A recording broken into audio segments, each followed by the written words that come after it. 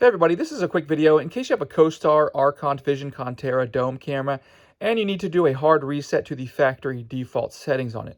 Now there are two main reasons you might want to do this. The first one is troubleshooting. If this camera is not connecting to your device, or if it's not pairing or syncing with the network, or if it seems to be not responding or not detected or anything like that where it's not working right, a hard reset can fix a lot of those issues. Now you will need to set it up again as everything will be wiped off this camera, including any network configurations. And that's the second reason you might want to do this. If you're setting this camera up on a new network or in a new location and you just want to get a fresh start like it's just coming out of the box, we can go ahead and do that quite simply. We're going to need to remove this top panel here. And then from there, we're just going to access the reset button, which we can see right here.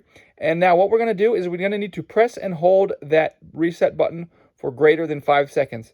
If you go less than 5 seconds, it will just basically reboot the camera without actually doing the full factory reset. But if you hold it for more than 5 seconds, it will initiate a full factory reset to its default out-of-the-box settings.